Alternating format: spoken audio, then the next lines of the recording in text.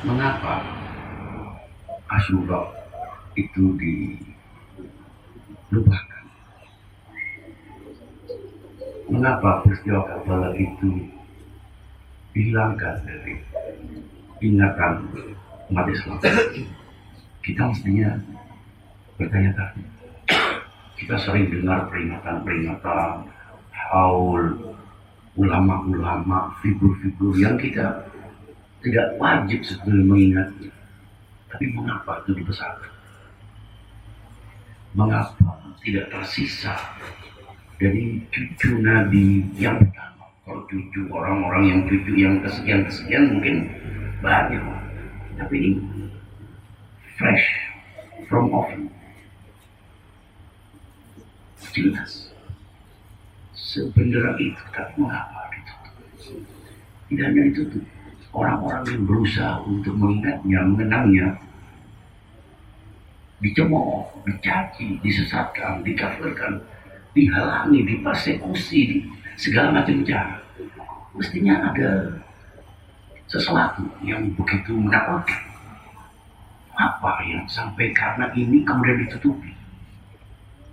Mengapa orang rela membiarkan acara-acara yang immoral, peringatan-peringatan yang mengganggu ketentraman, mengganggu ketenangan, mengambil area publik dan lain sebagainya dibiarkan, tapi segera duduk di sini, tidak mengganggu orang lain, dilakukan secara tertutup untuk memperingati kesyahidan cucu Nabi yang pertama setelah Imam Hasan.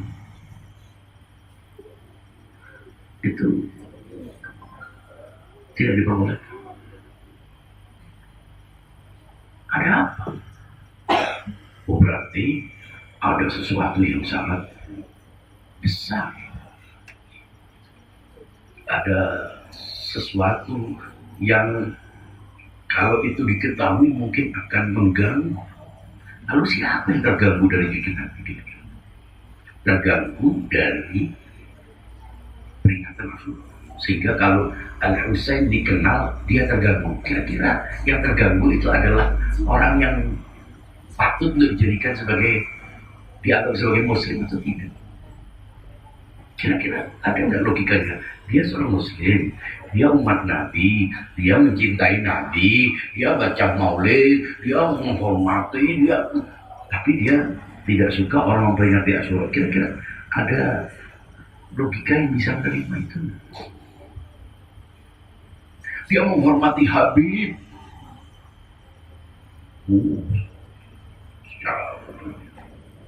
Tapi dia merupakan super Habib.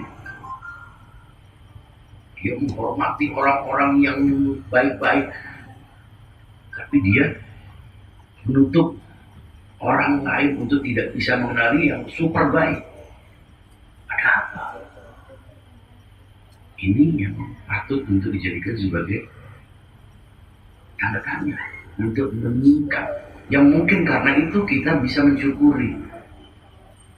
Mengapa kita sampai rela datang dari tempat yang berjauhan untuk berkumpul di sini, memperingati Asyura, mengenang Karbala, meratapi tragedi Abu Abdillah. Kalau kita perhatikan, Al-Husain itu dibunuh 2 kali.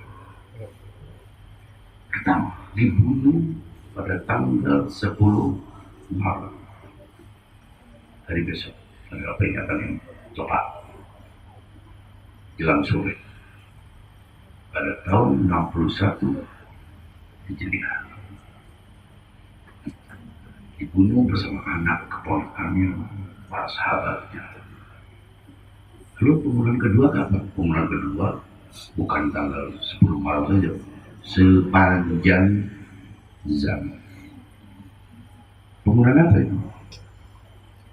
Pembunuhan karakter. Yang itu pembunuhan fisik. Ini pembunuhan ajaran. Pembunuhan sejarahnya, keteladanan, kepahlawanannya, pengorbanannya. Itu dibunuh secara, sehingga orang tidak berani mengutip Al-Husain. di sosial media mengutip Al Husain. Orang lebih berani mengutip Dalai Lama,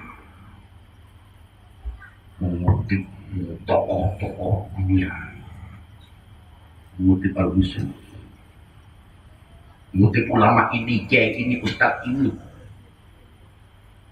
Al Husain orang yang terdidik dalam rumah yang disinari oleh wahyu, orang yang menghirup oksigen risalah, orang yang matanya hanya melihat pancaran cahaya wahyu, tidak tersisa. Lalu bukan itu diganti, dimanipulasi, dan yang tersisa hanya seorang balita yang naik ke punggung pundak datuknya, lucu, anak imut-imut. Kita umat Islam cuti logika, libur nalar sepanjang zaman. Gak ada yang mempertanyakan. Kenapa? Karena terus menerus diinfus dengan pembodohan, terus menerus dibius dengan doktrin irasional generasi demi generasi, sehingga tidak, mereka amnesia masif sepanjang zaman. Dan kalau ada yang berusaha untuk mengingatnya, itu akan menularkan kesadaran bahwa kepanutan seseorang, posisinya sebagai penganut, harus sepadan dengan pengorbanan. Tidak cukup hanya ngomong tausiah, nasihat, itu hanya butuh tenggorokan. Panutan itu harus siap dengan darah, luka, air mata, tanah, keringat, air mata.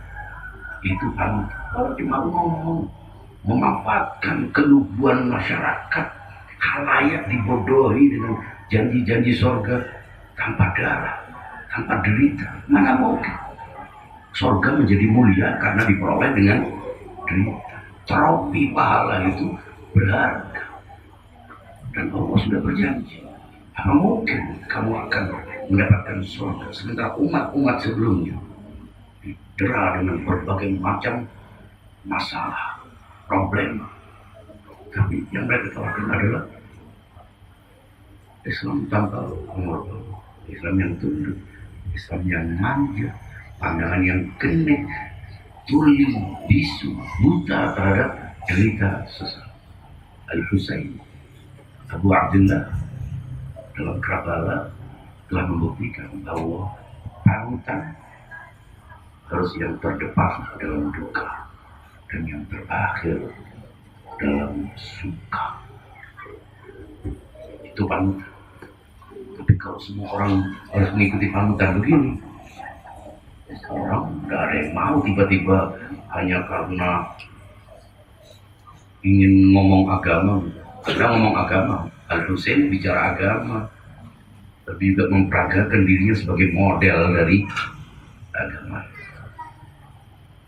Agama tidak hanya disampaikan secara oral, tapi harus disampaikan secara aktual. Nah, bila kesadaran ini merata, maka orang akan sadar bahwa agama telah dimanipulasi. Terjadi sebuah desain konspirasi untuk membuang isi agama dan menggantinya dengan bungkus-bungkus palsu. Dan akhirnya orang lupa siapa Ahlul Bait, siapa Asyura, siapa Makkah. Tidak tersisa. Siapa Al Husain? Tidak ada yang tersisa. Jadi kalau kita memperingati Asyura, jangan hanya berhenti pada ritual, jangan hanya berhenti pada ratapannya, jangan hanya berhenti pada upacaranya, tapi harus dilanjutkan dengan aktualisasi, dilanjutkan dengan mengambil hikmah-hikmah di balik itu. Yang karena itu justru Al Husain rela untuk mengorbankan dirinya, menjual murah tubuhnya, anak-anaknya, kemenakannya, semuanya. Lam yastaqim dinu Muhammadin illa biqatli faya suyufu khudini. Bila agama ini menuntut tumbalnya yang paling bertanggung jawab adalah kader Muhammad duplikat Muhammad, titisan Muhammad Junior. Karena itu Al-Husain menjungkir balikkan standar, memutar secara radikal norma-norma. Selama ini orang hanya dihadapkan pada pilihan kenyamanan, kesejahteraan, ketenangan. Anda mau Islam itu harus tenang, harus sabar, harus tawakal. Mereka berjalan tawakal, sabar, tapi yang digerogoti maknanya berarti dalam arti sabar tanpa resistensi, tawakal tanpa upaya untuk mengambil hak. Inilah yang diciptakan ideologi-ideologi abal-abal. Dan itu sudah disusun generasi demi generasi. Sementara Al-Husain membuktikan saya itu hina, antang hina. Anda mau Islam, Anda mau mengenal agama ini, Anda harus berjuang untuk itu. Anda harus rela untuk menerima resiko. Karena itu tidak mengherankan bila Al-Husain ditinggal. Dari itu Al-Husain menghentikan tawaf saat melakukan ibadah. Peristiwa Karbala ini bermula dari Dzulhijjah saat Al-Husain membatalkan tawaf. Semua orang juga tahu wajah benderang itu. Semua orang juga mengenal sosoknya yang penuh wibawa itu saat menghentikan tawaf. Orang tentu saja tuh menjadikan ini membawa resiko.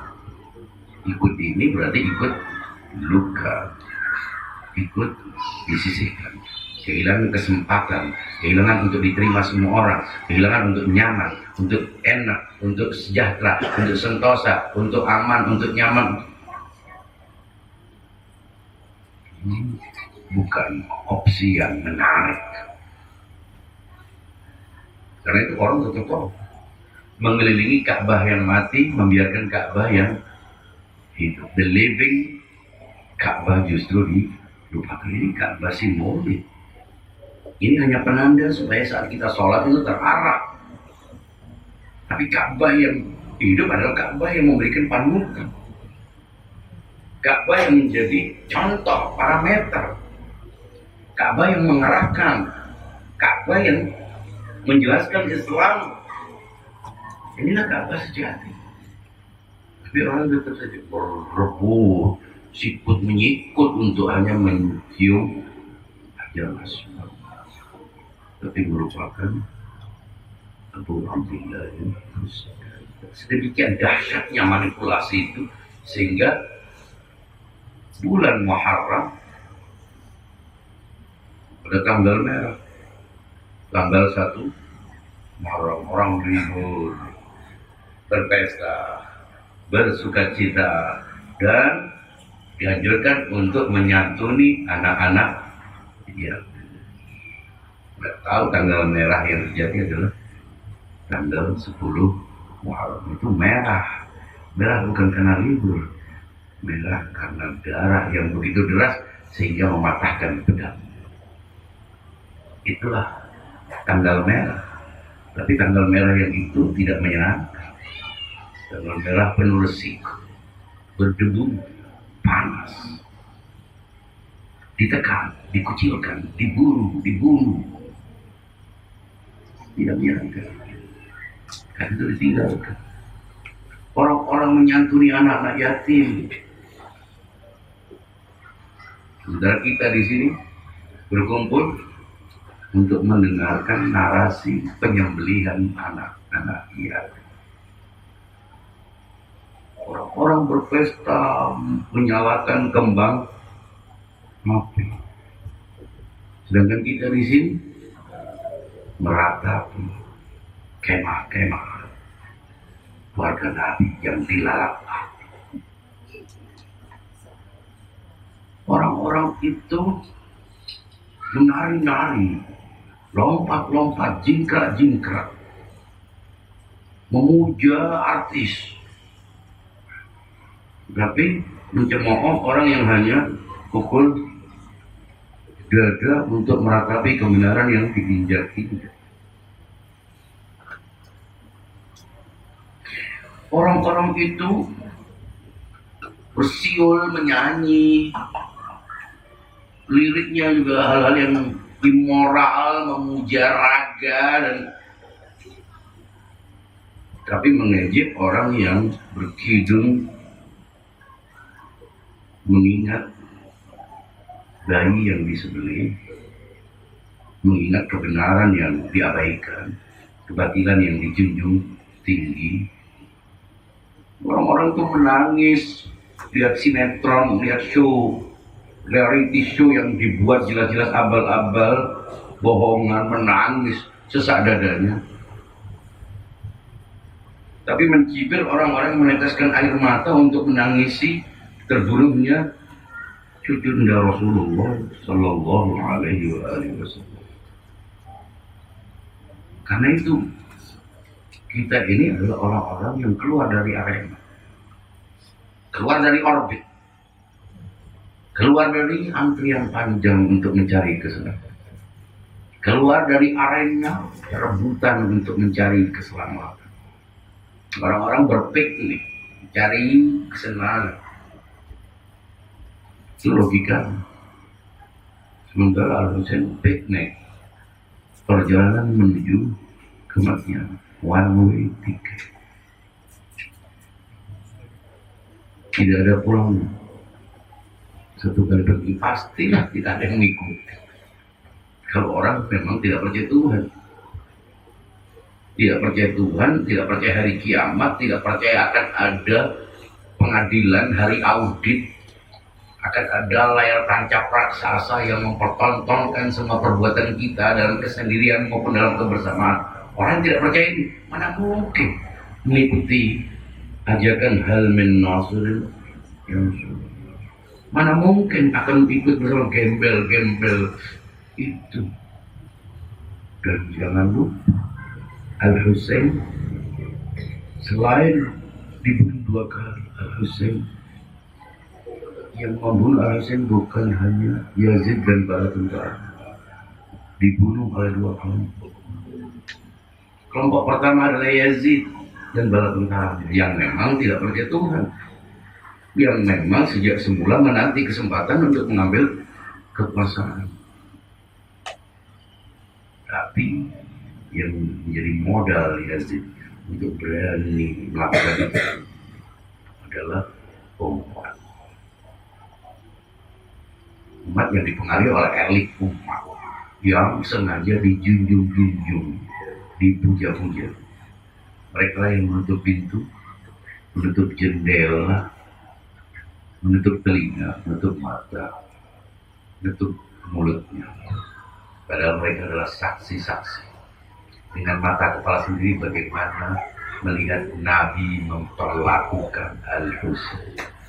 Dengan telinga sendiri bagaimana Nabi mewanti-wanti umatnya untuk mendukung Al-Husain. Mereka lah yang membuat Yazid berani, beringas, sadis, tengis, tanpa elit umat yang tuli bisu dan buta ini, Yazid tidak akan seorang itu. Jadi pembunuh Al-Husain bukan hanya Yazid dan bala tentara, tapi umat, elit umat yang dibodohi oleh elitnya. Itulah umat yang membiarkan peristiwa tragedi Asyura terjadi. Itulah yang membuat Karbala terjadi. Ada 2 kelompok, dengan pedang Yazid dan bala tentaranya, dan dengan sikap khianat umat Muhammad telah membunuh Muhammad. Inilah tragedi yang membuat kita sampai sekarang tidak habis pikir mengapa belum lama setelah hijrah Nabi, setelah wafat Nabi, bisa terjadi sebuah genosida. Bisa tidak tersisa. Mengapa sedemikian bengisnya orang? melakukan itu. Ada apa di balik? Ini yang membuat kita merasa sedih bahwa Husain bukan hanya diratapi karena kesyahidannya pada masa lalu, pada tanggal 10 Muharram saja, tapi dalam setiap zaman siapapun yang mengenangnya akan hidup terkucil. Siapapun yang memperingatinya akan mendapatkan hadiah stigma kafir, sesat, dan lain sebagainya. Dan itu terjadi. Itulah yang terjadi. Asyura, ketika itu harus diperingati, diingat, bukan kita menghidupkannya. Kita tidak menghidupkannya. Tapi kita justru Asyura dihidupkan oleh, justru kita dihidupkan oleh Asyura. Kita menghidupkan, karena banyak orang hidup padahal mati. Orang-orang yang tidak punya Al-Quran, kalau kita perhatikan firman-Nya, وَلَا تَحْسَبَنَّ الَّذِينَ قُتِلُوا فِي سَبِيلِ اللَّهِ أَمْوَاتًا بَلْ أَحْيَاءٌ عِنْدَ رَبِّهِمْ يُرْزَقُونَ. Ayat ini sangat populer, langganan dibaca. Dan kalau kita perhatikan, وَلَا تَحْسَبَنَّ, dan jangan sekali-kali, di situ ada penguatan. Tahsaban itu jangan berpikir sedikit pun. Ada litakid. Orang-orang yang terbunuh di jalan Allah itu mati. Kira-kira mati tidak orang yang terbunuh? Terbunuh mati. Tidak ada, tidak terbunuh tapi tidak mati itu tidak ada. Mestinya begitu. Sejak kapan orang terbunuh tapi tidak mati? Terbunuh itu adalah mati. Tapi Al-Quran mengatakan jangan pernah mengira bahwa orang-orang yang terbunuh di jalan Allah itu mati. Kita bingung. Ini mati apa? Tidak cukup membuat kita shock dengan mengatakan orang-orang terbunuh di jalan Allah itu tidak mati. Bahkan hidup. Padahal mengatakan tidak mati itu sudah cukup. Tapi itu kan bal ahya, tapi hidup. Tidak hanya mengatakan kau hidup, bahkan mendapatkan rezeki. Kalau kita rezeki ya hidup sehat, nyaman, tanpa luka, tanpa ini. Kita kalau sedikit ada masalah kesehatan sedikit cemas dan bingung. Maksudnya justru dalam yastaqim Dinu Muhammadin illa biqatli faya suyufuhu din. Itu ingin menjungkir balikkan bahwa hidup itu punya dua makna. Hidup fisikal, hidup metafisikal. Orang yang terlihat hidup secara fisik belum tentu hidup secara metafisik. Orang yang terlihat mati secara fisikal belum tentu dia mati secara metafisik. Ada zahir, ada batin. Nah, mengapa? Sekarang kita sampai di pertanyaan, mengapa sedikit yang mendukung Husain? Mengapa Asyura itu hanya diperingati oleh orang-orang yang sudah rela untuk menerima resiko? Mengapa?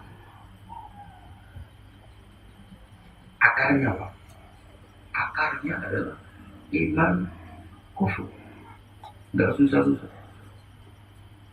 Persoalannya pada iman dan tidak mungkin seseorang yang tahu bahwa itu nyata, itu benar, kemudian tidak mengikuti.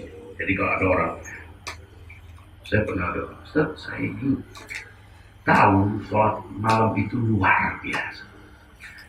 Tapi kok saya berarti tidak luar biasa. Saya mau, tapi saya tidak melakukannya. Itu tidak ada dalam logika. Anda menganggapnya hebat, bagus, tapi Anda menginginkannya. Bagus, tapi saya tidak menginginkan. Itu tidak ada itu dalam kamus logika. Benar, tapi kamu tidak mengikuti, berarti tidak benar. Tidak ada kebenaran, tidak diikuti. Berarti kalau ada kebenaran, tapi tidak diikuti, berarti kamu menggunakan standar yang lain. Bukan standar benar dan salah, tapi standar untung dan rugi. Manusia itu hanya bisa dibagi dalam dua logika. Logika kebenaran atau logika keuntungan. Mungkin orang mencari kebenaran, tapi kebenaran yang menguntungkan. Sehingga kalau menguntungkan dia akan ambil kebenaran. Berarti dasarnya bukanlah kebenaran. Alhamdulillah setelah saya sholat, rematik saya bilang, dia udah lihat sholat. Lalu dia ingin menyelesaikan masalah tulang punggung. Saya setelah sering memberikan sedekah rezeki saya, pertama, kamu mau mencari harta, bukan mencari rezeki. Saya setelah mencari ini, kemudian menghadiri pengajian, bisnis saya makin, kata Imam Muslim, kalau seandainya semua yang kita minta itu dikabulkan, buat apa surga? Ini logika terbang. Kalau semua kebaikan kita dapatkan balasannya di surga, berarti Anda tidak layak mendapatkan surga. Kalau semua keburukan itu dibalas di dunia ini, berarti nggak perlu ada neraka. Nggak perlu menjelim-menjelim akal Karbala, akademi Karbala. Bila tubuh ini dirancang untuk mati, inilah kematian yang mulia. Bila rezeki itu sudah ditentukan jatahnya, kenapa pelit? Sesederhana itu logika ini. Nah, orang-orang kebanyakan karena tidak percaya Tuhan, tidak percaya hari kiamat, mereka lebih memilih logika keuntungan. Sehingga kata untung dan benar itu sama maknanya.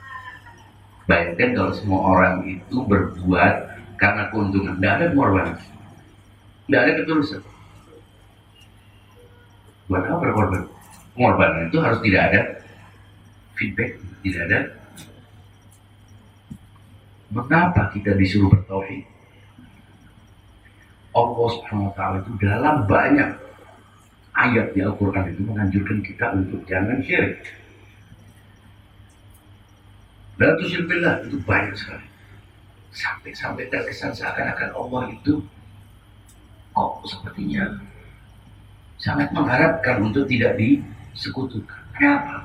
Padahal Allah itu ghaniyun 'anil 'alamin. Disembah tidak disembah tidak berpengaruh. La yadhur wala yanfa'. Tapi mengapa kita dilarang untuk menyekutukan Allah? Seakan-akan kan biasanya lihat Allah 100%. Apa pengaruh? Ternyata pengaruhnya sedikit ucapan, tapi pengaruhnya sangat besar. Itu agar perbuatan kita tidak didasarkan pada investasi. Anda bila berbuat baik kepada siapapun dalam hubungan sejajar dengan istri, dengan suami, dengan teman, dengan siapapun, kalau dasarnya Anda berbuat baik supaya Anda mendapatkan antulan, supaya dia berbuat baik lagi. Bila dia tidak membalasnya dengan kebaikan, akan kecewa. Dan bila kecewa, Anda akan menghentikan kebaikan. Bila menghentikan kebaikan, semua orang akan menanti orang lain untuk berbuat baik. Tidak ada perbaikan, tidak ada perbuatan baik. Dan bila kecewa, tidak hanya menghentikan, dia akan benci. Dia akan benci, dia akan sedih, dia akan sumpah, dia akan stres, dia akan depresi, dia akan hancurkan dirinya dengan itu. Artinya, tauhid, Allah menyuruh kita, wa antumul a'launa in kuntum mu'minin.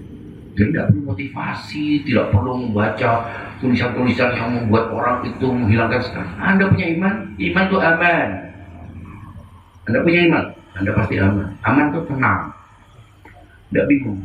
Kalau kita kaya, sombong, miskin, dengki, hidup sendiri, stres, bersama orang lain euforia. Likai la ta'sau ala ma fatakum, likai la tafrahu ala ma atakum, la ta'sau ala ma fatakum. Kalau dapat sesuatu jangan lupa diri. Kalau tidak mendapatkan sesuatu jangan histeris. Itu iman. Makanya Imam Husain tidak ada yang perlu dikhawatirkan. Ini sekedar perjalanan. Orang-orang bingung, ini konyol. Dia konyol menurut logika untung dan rugi. Ya, dan itu mainstream semua orang. Semua orang. Perjalanan menuju kematian. Konyol dong logikanya. Tapi logika kita aja. Bagaimana kita berbuat sesedikit mungkin dan orang lain yang berbuat. Bagaimana rasanya supaya kita yang paling sedikit. Jangan orang yang paling depan. Imam Husain tidak menggunakan logika. Imam Husain yang paling depan. Karena tidak menggunakan logika untung dan sumbernya untung rugi dari mana? Tidak percaya Tuhan. Tidak percaya hari kiamat. Semudah itu. Setan, hawa nafsu itu adalah efek-efek berikutnya. Tapi sumbernya adalah tidak percaya kepada Allah, tidak percaya kepada hari akhir. Kalau kita percaya kepada Allah, kita nggak akan berbuat zalim kepada Allah. Imam Ja'far Shadiq berusaha berbuatlah dosa, berbuatlah zalim sesukamu, tapi jangan di hadapannya. Masalahnya kita belum percaya bahwa kita di hadapannya. Masalahnya kita belum percaya bahwa kita berada di dalamnya. Kita memperlakukan Tuhan itu sebagaimana kita mengenal apapun yang pernah kita lihat, kita hayalkan. Kita yang membuat Tuhan. Mana mungkin kita akan takut pada sesuatu yang kita ciptakan sendiri. Itu tidak akan ada efeknya dalam kehidupan kita. In kuntum la tu'minuna billah wa kuntum la takhafuna al-ma'a fakunu ahraran fi dunyakum. Kalau kalian tidak percaya Tuhan, tidak percaya hari kebangkitan, tidak percaya hari di mana semua perbuatan diminta pertanggungjawabannya, setidaknya jadilah manusia dengan akal sehat, punya kemandirian untuk menentukan mana benar, mana salah. Tapi ketika orang hanya percaya kepada apa yang pernah dilihatnya, dia hanya percaya kepada sesuatu yang terinderakan, lalu dia beragama. Mana mungkin dia beragama? Mana mungkin dia beragama sementara dia tidak bertuhan? Mana mungkin dia bertuhan sementara dia tidak menganggap bahwa realitas ini yang lebih besar adalah dari yang tidak terlihat? Artinya sumber dari semua perilaku buruk adalah iman. Iman bukan hanya kata, iman perlu pengetahuan. Iman bukan hanya rasa iman. Oh ya, saya merasa iman. Tidak bisa. Iman memerlukan bahan baku. Anda harus belajar, Anda harus punya ilmu. Anda harus menggunakan akal. Menggunakan akal, punya ilmu, mengetahui, ditambah lagi dengan unsur cinta. Baru terbentuk iman. Mengetahui saja tidak cukup. Banyak orang mengetahui, tapi tidak siap. Karena dia menggunakan logika untung dan rugi. Dari untung rugi ini muncul nyaman, enak, besar, kuat, banyak, dan lain sebagainya. Ini yang membuat kita segala sesuatu kita ukur berapa untungnya. Dan itu diungkapkan dalam perilaku. Mungkin orang tidak mengaku saya bertuhan. Mana mungkin orang bertuhan sementara dia melakukan perbuatan yang bertentangan dengan klaimnya bertuhan. Banyak orang mengaku bertuhan, beragama tapi tidak bertuhan. Lebih baik tidak mengaku bertuhan tapi berperilaku. Ini Imam Husain menghadapi orang-orang yang mengaku bertuhan, orang-orang yang merasa pernah dekat dengan Nabi, bahkan. Tapi yang justru mengikuti Imam Husain orang yang tidak seagama. Karena akal sehat kemanusiaan itu menjangkau siapapun, dari agama apapun, pendeta Nasrani, pasangan suami istri, udah orang yang elit yang dikenal punya nama sahabat, Buddha yang tidak ada namanya juga bisa ikutan. Ini bukan persoalan status, ini persoalan harga diri, persoalan nilai kemanusiaan. Ini persoalan rasa yang bersih, hati yang segar, jiwa yang sehat, akal yang jernih. Dan karena Al-Husain adalah perjuangan terhadap kezaliman dalam segala bentuknya, maka mau tidak mau dia harus mengorbankan dirinya. Kedua, mengapa para nabi sejak dahulu, Nabi Musa, Nabi Ibrahim menghadapi Namrud, Musa menghadapi Firaun. Padahal Rasulullah juga begitu. Rasulullah menghadapi Firaun, Namrud, semuanya itu kumpul di zamannya. Jadi bayangkan, Nabi Ibrahim hanya menghadapi Namrud, Musa hanya menghadapi Firaun, Nabi menghadapi konferensi para Firaun, para Namrud. Reuninya di Mekah. Apa ya? Sama dakwah. Bertauhidlah, jangan mensyirikkan Allah. Semudah itu sebetulnya. Sederhana ajaran Nabi. Kan sama ajaran Nabi. Semuanya mengajak orang untuk tidak syirik. Tapi mengapa ditentang, digagikan, ditentang, bahkan dituduh anti agama? Ibrahim itu divonis manusia sesat, penganut aliran sesat, kafir. Jadi kalau ada pengkafiran itu lanjutan dari Namrud sebelumnya, usaha modus sepanjang zaman. Musa juga begitu, jadi buron, dikafirkan, disesatkan. Pengadilan in absentia, dikafirkan, disesatkan, anti Tuhan, dibunuh. Masyarakat diprovokasi, dipengaruhi, dipodohi untuk mengejar Musa, untuk mengejar Ibrahim. Mengapa tuh? Ternyata ajakan tauhid itu menjungkir balikan status kemapanan. Tauhid mengajarkan orang bahwa semua manusia itu berada dalam posisi yang sama, sejajar. Kesejajaran ini dalam pengertian tidak ada yang punya hak terhadap sesama. Tidak ada yang punya hak dominasi terhadap sesama manusia. Tauhid itu mengajarkan. Saudaranya, para nabi mengatakan jangan jadi Tuhan bagi sesama dan jangan jadi hamba bagi sesama. Wah, ini konsekuensi dari ajakan ini menjungkir balikan dominasi para tiran, para promotora, para raja-raja, para agamawan yang memang menjadikan agama sebagai alat untuk membodohi. Kisah-kisah kesaktian, mimpi-mimpi diceramahkan, bayangkan, tidak bisa diverifikasi, diomongkan untuk membangun kebesaran, membius umat dengan kebodohan supaya tetap menjadi sapi perah dan orang-orang yang memuja-mujanya. Para tiran juga begitu. Bila ini muncul, orang akan menjadi kritis, memberontak, menjatuhkan dominasi. Oh, itu mengganggu privilege, hak istimewa yang selama ini mereka nikmati. Dari situ dilawan, bahkan dibalikkan. Justru ini yang anti agama, anti Tuhan. Ibrahim anti Tuhan. Ibrahim mau hancurkan Tuhan-Tuhan kita. Ibrahim ingin menyesatkan kita dari kerja. Padahal Ibrahim ingin menyadarkan mereka dengan akal sehat, mengajak orang untuk kembali ke akal sehat. Nabi Musa dulu begitu, DPO, dibunuh. Rasulullah malah seperti saya katakan, Firaun, Namrud, Haman, semua kumpul itu.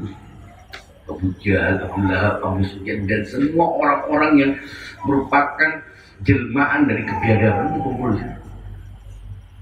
Dan ketika mengajak orang untuk bertauhid, mengajak orang untuk tidak menyekutukan Allah, itu dianggap sebagai upaya untuk mengambil kekuasaan para raja ini menjadi satu kekuasaan. Abu Sufyan sejak awal sudah ini ingin mengambil kekuasaan raja-raja menjadi satu. Raja Muhammad ingin menjadi raja. Tapi karena pesona, perilaku, jadi dia menganggap itu sebagai pencitraan dan dia mengambil kekuasaan itu saat Rasulullah SAW sudah wafat dan dia ambil kekuasaan. Dan apa yang dilakukan oleh Yazid sebelumnya oleh Muawiyah adalah kelanjutan dari orang-orang yang memang percaya, tidak percaya kepada ajaran Nabi. La'ibat Hashimun bil mulki fala khabarun ja'a wala wahyun nazal. Tidak ada wahyu, tidak ada cerita agama, ini semuanya omong kosong Muhammad untuk membangun sebuah imperium baru di atas kita. Jadi mereka bekerja. Karena itu mengapa Asyura ditutup? Kalau Asyura diingat akan melahirkan sebuah kesadaran. Beragama itu berarti harus resisten terhadap kezaliman. Beragama itu harus menggunakan akal sehat. Beragama itu bukan menjadi robot-robot religius yang dan menjadi keranjang-keranjang yang diisi dengan info-info yang bertentangan dengan agama. Wah, itu akan mengganggu. Siapa yang dirugikan? Yang dirugikan adalah para pemegang dominasi. Dominasi atas nama agama maupun dominasi atas nama negara. Itulah yang terjadi dalam zaman demi zaman. Dan karena itu mereka gigih, bekerja keras dengan segala macam cara. Bila perlu juga ikut mengadakan Asyura. Tapi jangan Asyura yang melejitkan kesadaran. Jangan Asyura yang suara itu hayhat mendengar. Jangan Asyura yang mengatakan kullu yaumin Asyura kullu ardin. Jangan Asyura yang menggugat dominasi para agamawan yang palsu. Mereka yang membuat hadis-hadis palsu untuk menghilangkan peran ahli. Ini yang terjadi di balik mengapa tragedi Asyura justru di. Nah, setelah kita sudah mengenal, memperingati, meratapi, mendengarkan narasi-narasinya, apa yang harus kita lakukan? Yang kita lakukan adalah memperbarui akal, memperkuat tekad kita bahwa kita sudah memilih jalan yang memang bertentangan dengan kenyamanan, jalan penuh risiko, jalan yang berdebu, terjal, penuh liku-liku, dikafirkan, disesatkan, dikucilkan, dicemooh, dan mungkin juga jangan salah. Dan saatnya kita juga harus menunjukkan diri kita sebagai pengikut Rasulullah tanpa kesombongan, tapi justru dengan perilaku yang baik, dengan kontribusi yang baik. Dari sini kita punya dua tugas. Tugas sebagai umat dan tugas sebagai bangsa. Bisa. Tugas sebagai umat terikat dengan struktur kepatuhan, otoritas, vertikal. Allah sebagai pemilik kewenangan satu-satunya yang punya wewenang atas sesama kita, atas kita hanya Allah. Kita tidak punya hak. Kita tidak punya hak. Dan Allah mendelegasikan wewenangnya kepada perantara-perantaranya. Dari situlah kita mematuhi Rasul. Karena jadi perantara, bukan karena dia. Dari situlah kita mematuhi imam, bukan karena dia, tapi karena Allah, karena Nabi. Jadi inilah garis vertikal. Dari situ kita mematuhi fakih, wali. Karena ini adalah garis vertikal. Kita tidak ikut urun rembuk untuk membentuknya, karena kita adalah umat yang dibentuknya. Mana mungkin pasien juga melantiknya menjadi dokter. Ini sudah, itu ilmu medis mengajar kita untuk patuh dalam garis yang vertikal. Dari yang paling bawah sampai yang paling atas. Baru agama itu al-urwatul wuthqa lan fisama laha. Maka kita wa'tasimu bihablillahi jami'an. Maksudnya ya yang terjuntai hingga yang paling bawah. Itulah yang menghubungi kita dengan Allah Subhanahu wa Ta'ala. Dan yang kedua, dan kita sebagai umat ini, sebelum kita bicara yang kedua, kita sebagai umat ini terikat oleh apa? Terikat oleh kebertuhanan. Cukup untuk disebut sebagai umat ketika orang percaya kepada satu Tuhan.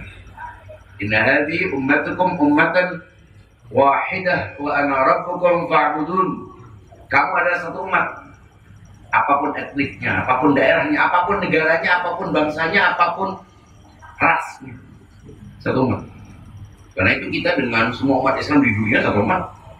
Lebih khusus lagi, ketika dia seagama, dia sama-sama bertuhannya, dia juga seagama. Kita dipertemukan oleh tauhid dan dipertemukan oleh risalah Muhammad sallallahu alaihi wasallam. Sehingga siapapun, selama dia meyakini Muhammad Rasulullah sallallahu alaihi wasallam, berarti dia adalah satu umat. Meskipun berbeda mazhab, meskipun berbeda golongan, meskipun berbeda daerah. Dan yang membuat kita menjadi kuat lagi ada iman ketiga. Jadi iman pertama iman tauhid, iman kedua adalah iman risalah, dan iman yang ketiga adalah iman wilayah. Siapa? Orang-orang yang sama-sama meyakini bahwa Islam yang satu itu harus melalui satu jalur yang suci. Karena Islam yang suci hanya bisa dijelaskan oleh yang suci. Islam bukan agama urun rembuk yang setiap orang bisa ngomongkan itu. Dan karena itu kita rela berbeda dengan orang lain. Nah, sebagai umat, semua orang Syiah adalah satu umat dimanapun. Di Iran, di Irak, di Libanon, di Amerika, di Eropa, semuanya satu umat. Dipertemukan oleh iman di ahlil hati jangan lupa. Karena ini lintas ruang dan waktu, berlaku selamanya. Sebagai umat, kita juga dibentuk oleh Allah Subhanahu wa Ta'ala dalam ragam bangsa. Sebagai umat satu, tapi sebagai bangsa tidak banyak. Inna khalaqnakum min dzakarin wa untha wa ja'alnakum syu'uban wa qabaila lita'arafu inna akramakum 'indallahi atqakum. Kita umat yang satu ini pun terbagi dalam ragam bangsa. Karena itu setelah sadar tugas kepatuhannya yang vertikal kepada Allah, kepada imami, kepada imam, kepada faqih, kita jangan lupa tugas kepatuhan horizontal kita sebagai bangsa yang diikat oleh konstitusi, diikat oleh kontrak sosial, di mana kita harus patuh kepadanya. Aufu bil uqud, kita harus patuh kepada kesepakatan kita. Karena itu tidak cukup kita hanya mengaku sebagai Syiah, kita juga harus mengaku sebagai bagian penting dari bangsa ini, memperkuat posisi kita, mengenali hak-hak konstitusional kita, juga mengenali tanggung jawab konstitusional kita. Kesadaran akan tanggung jawab harus berimbang dengan kesadaran tentang hak. Karena itu untuk mengadakan acara tidak perlu takut-takut. Selama Anda tidak melakukan apapun yang melanggar undang-undang, tidak melanggar hukum, justru aparat harus diedukasi, disadarkan posisinya. Ini adalah agama, ini adalah negara. Negara yang asasnya bukan agama. Negara yang asasnya adalah kesepakatan. Kesepakatan yang mengakomodasi semua penganut agama. Karena itu jangan sekali-kali orang mengatasnamakan dirinya mewakili negara tapi memasukkan agama sebagai salah satu pertimbangannya dalam memperlakukan warga. Karena itu setiap pengikut Ahlul Bait harus sadar dirinya sebagai muslim, sebagai pengikut Ahlul Bait, tapi juga sadar dirinya sebagai bangsa, sebagai warga negara yang punya hak konstitusional dan dapat menuntut hak konstitusionalnya untuk tidak diperlakukan secara diskriminal. Kalau enggak, kapan lagi kita menunjukkan diri kita?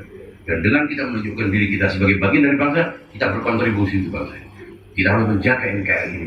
Kita harus mempertahankan negara ini dari gangguan kelompok-kelompok yang ingin menjadikan salah satu agama sebagai dasar dalam sebuah masyarakat yang beragam agama ini. Bukan kita anti agama, tapi kontrak sosial kita membangun negara ini hanya berdiri di atas asas yang bisa diterima oleh semua penganut. Sebagai umat kita tidak terikat dengan apapun, kita terikat dengan Allah, Rasul, dan imam.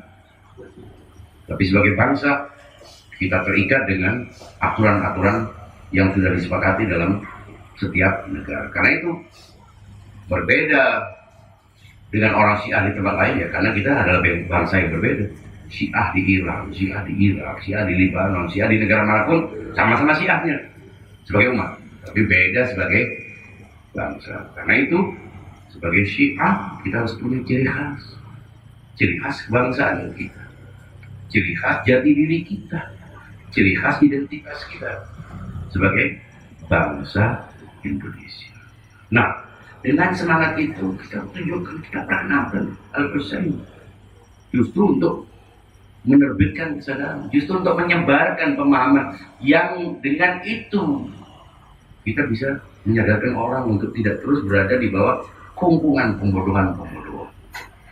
Sebab sudah tidak bisa ditutupi, negara ini sedang diganggu, bangsa ini sedang dikepung oleh kelompok-kelompok yang mengatasnamakan agama, merusak agama, mengatasnamakan agama, penyesatan, intoleransi dan lain sebagainya. Itu adalah modus yang digunakan oleh Yazid.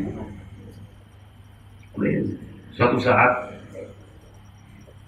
setelah pertempuran, setelah tragedi Karbala, Yazid bertemu dengan Imam Ali As-Sajjad Ali Zainal Abidin di istana Damaskus waktu di Kalah di Arab, dipertemukan.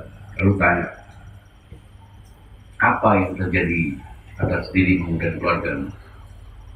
Imam Ali Zainal Abidin menjawab dengan jujur, mereka dibunuh oleh pasukan yang kau kirimkan. Yazid bilang, Allah yang membunuh. Allah yang semua ditentukan oleh khairihi wa syarrihi min Allah. Kalau semua baik dan buruk sudah ditentukan oleh Allah, buat apa kamu berontak? Ini sudah harus kamu terima, kamu harus sabar, kamu harus tawakal, kamu harus, kan sudah ditentukan oleh Allah baik dan buruknya. Kita kan dulu juga diajarin begitu. Maka itu menjawab, Allahu yatawaffal anfusa hina mautiha. Allah mematikan jiwa-jiwa saat jiwa-jiwa itu memang berada dalam kematian. Tapi yang menyebabkan keputusan Allah untuk mematikan adalah orang-orang yang melakukan perbuatan-perbuatan yang dengan itu Allah pun akhirnya mematikan. Allah itu punya sistem hukum qadha, tapi yang melakukannya adalah manusia dengan ikhtiar. Nah, teologi yang fatalistik ini ditanggung. Kesabaran yang minus logika ini dicangkok. Sehingga orang membiarkan dirinya dizalimi, hanya diambil, diserahkan kepada Allah semuanya. Kalau semua serahkan kepada Allah, buat apa hukum? Buat apa penegakan kebenaran? Buat apa penegakan keadilan? Haknya diambil, dia biarkan. Loh, Anda membiarkan hak Anda diambil, sementara Anda bisa mengambilnya. Anda adalah bagian dari kezaliman itu. Dan kebenaran itu, seperti saya katakan, bertentangan dengan zaman. Anda bersikap benar, itu berarti Anda harus siap untuk ditolak.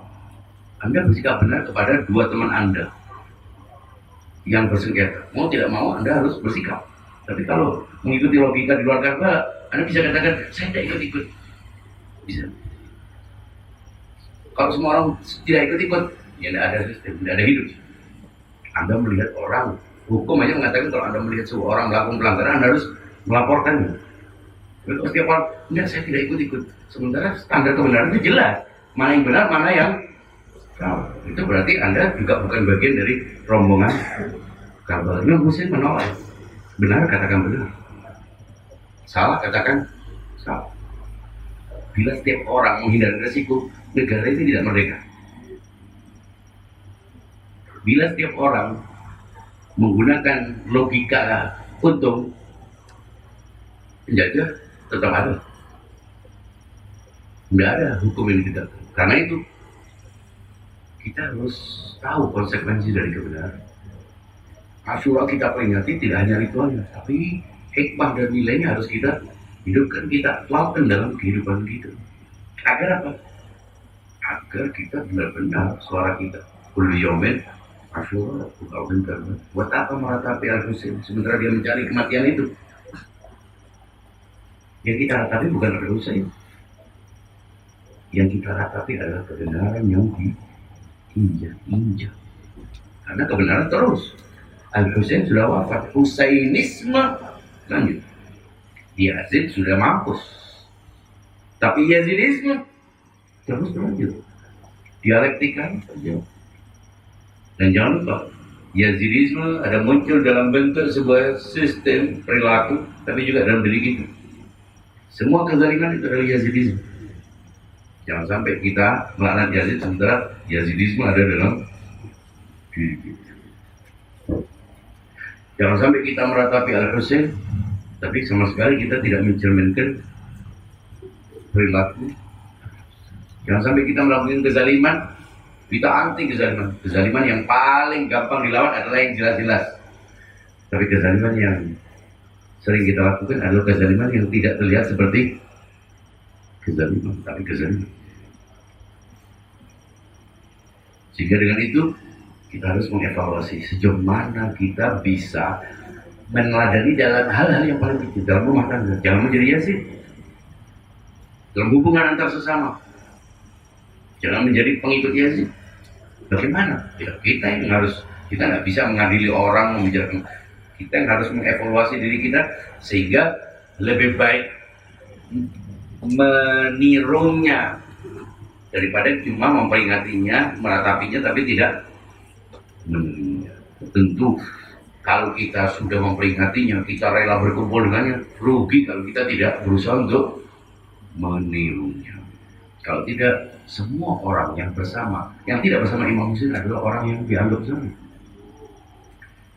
Tidak harus ikut ke Karbala untuk menghadang Al-Husain. Mengaburkan mana yang benar, yang mana yang salah itu adalah berarti ikut dengan kesalahan. Berarti menutup pintu, menutup jendela, tidak berusaha untuk memberikan kesaksian bahwa Al-Husain adalah pihak yang benar, itu adalah zalim juga. Karena itu yang dilaknat bukan hanya Yazid, yang di Makkah, yang di Madinah, yang di Damaskus, yang di Kufah, apapun yang menutup mulutnya, siapapun yang menutup telinganya, matanya, padahal tahu mana yang benar, mana yang hanya karena dia lebih percaya surga di dunia ketimbang surga di wa saya'lamul ladzina zalamu ayyamun qalbin yang paling benar. Kalau Allah firman wala tarkanu, dan janganlah bergabung dengan orang-orang zalim, itu bukan berarti kita harus secara aktif melakukan zaliman. Ketika kita tidak memihak kepada yang mazlum, itu berarti kita berbuat zalim. Kita membiarkan orang dikucilkan hanya karena kesalahan, bukan karena kesalahan. Itu juga ibu yang memperlakukan anaknya berbeda, misalnya. Semua orang yang memperlakukan orang tanpa dasar yang benar adalah kezaliman. Ini harus kita hindari.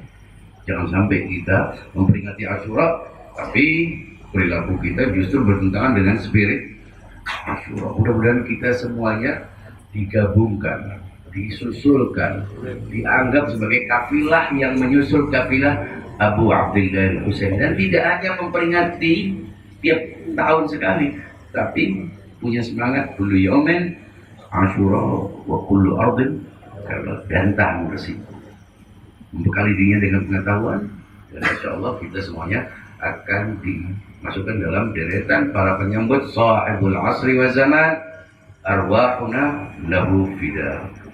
Sekian, mohon maaf. Assalamualaikum warahmatullahi wabarakatuh.